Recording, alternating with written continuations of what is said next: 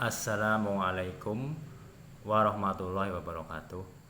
Saudaraku yang berbahagia, tidak lupa sebelumnya saya sampaikan selamat Hari Raya Idul Fitri 1443 Hijriah. Mohon maaf lahir dan batin. Selanjutnya kita akan melanjutkan bacaan kita yang mudah-mudahan bisa memberi manfaat bagi kita semua.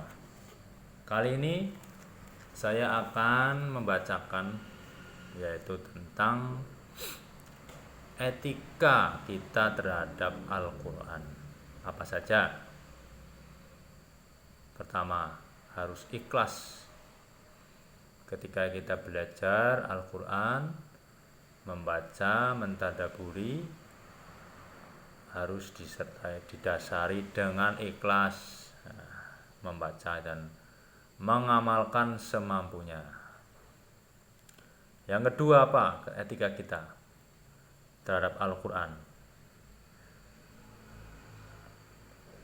yaitu mulai mencoba mengamalkan apa yang sudah kita pelajari, kita hafalkan. Selanjutnya yang ketiga adalah anjuran untuk berzikir dengan Al-Quran. Maksudnya bagaimana? Kita gunakan bacaan Quran sebagai wirid dan zikir.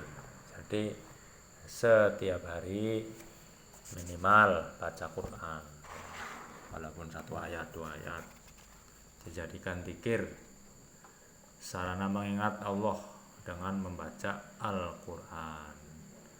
Selanjutnya etika kita terhadap Al-Quran yang keempat, yaitu selalu merenungkan, mentadaburi kandungan Al-Quran, memikirkan. Kemudian etika yang kelima, jangan bilang aku lupa,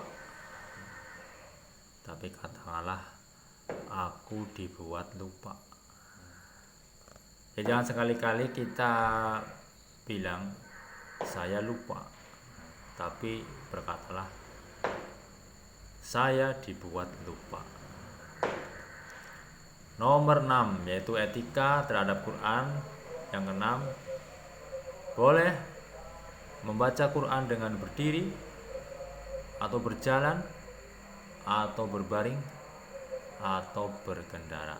Jadi bebas ya, tidak tidak harus duduk gitu. Yang ketujuh, etika kita terhadap Al-Quran adalah orang yang berhadas kecil boleh membaca Quran tanpa memegang mushaf.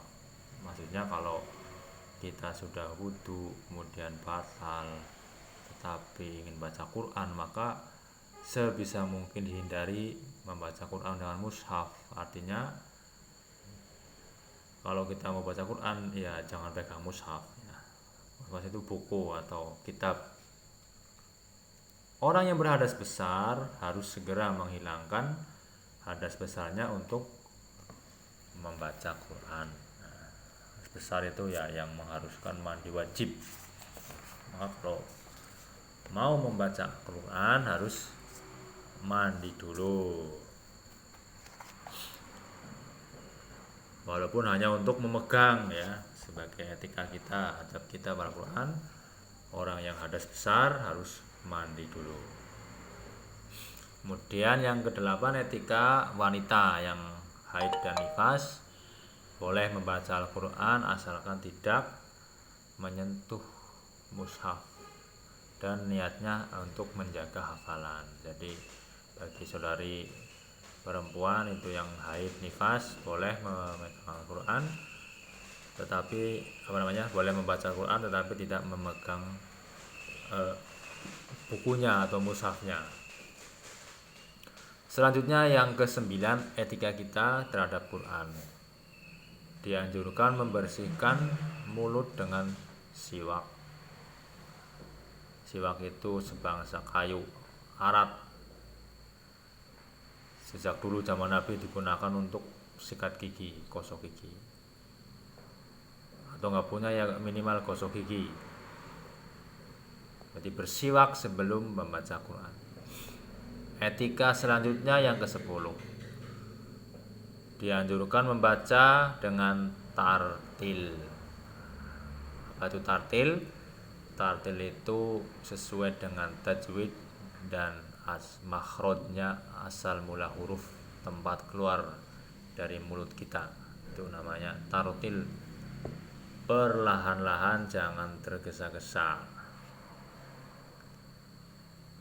Dan makruh bila membacanya dengan cepat, berlebihan cepatnya, itu makruh. Selanjutnya yang ke-11, dianjurkan atau disunahkan membaca isti'adzah dan basmalah sebelum mulai membaca Quran, atau ta'awud dan bismillah, basmalah. Basmalah itu kecuali surat Taubah tidak ada basmalah. Nomor 13, etika kita membaca Quran. Dianjurkan membaca Al-Quran dengan suara yang lantang, manakala tidak mengganggu orang lain. Jadi ketika sendiri suaranya lantang, atau ketika ramai tidak mengganggu orang atau tidak menimbulkan dampak yang buruk, dampak negatif, maka sebaiknya baca Quran yang lantang. Selanjutnya 14, dianjurkan untuk khatam Al-Quran dalam periode maksimal 40 hari. Jadi sebisa mungkin setiap 40 hari sekali khatam Quran. Jadi ya, jangan sampai 2 bulan. Atau anjuran Imam Syafi'i minimal dalam 1 tahun 2 kali khatam. Ya, kalau bisa dalam 40 hari 1 kali khatam. Jadi 2 bulan sekali khatam. 1 hari minimal ya setengah juz atau 1 juz.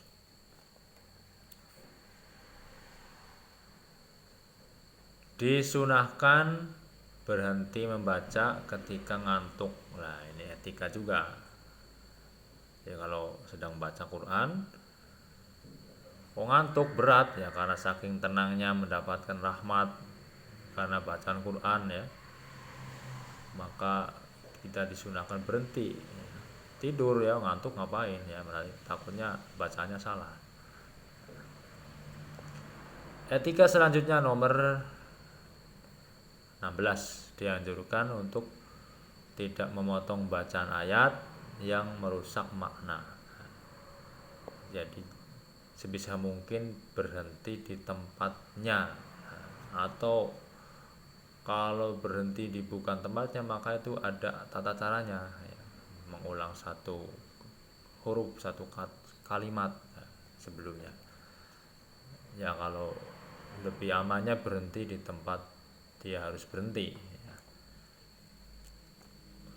Itu termasuk etika agar maknanya itu sesuai ya, tidak memotong makna.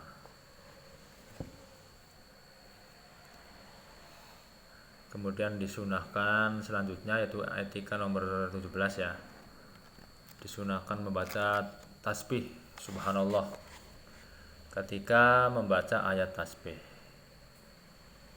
Jadi ketika ada ayat Allah yang menganjurkan kita untuk bertasbih, ya bertasbihlah subhanallah ya. Yusabbihu lahu ma fis samawati, contohnya subhanallah. Jadi seluruh makhluk itu bertasbih kepada Allah di langit dan di bumi. Nah, maka ketika kita menghadapi ayat itu, kita disunahkan ikut bertasbih, memohon perlindungan pada Allah ketika membaca ayat adab. Nah, jadi di Quran itu ada ayat-ayat yang ancaman atau cerita tentang adab, kisah-kisah orang dahulu, atau bercerita tentang keadaan neraka, keadaan ancaman Allah. Maka kita berlindung dengan doa perlindungan, mohon perlindungan, na'udzubillah. Nah, na'udzubillah min dzalik contohnya.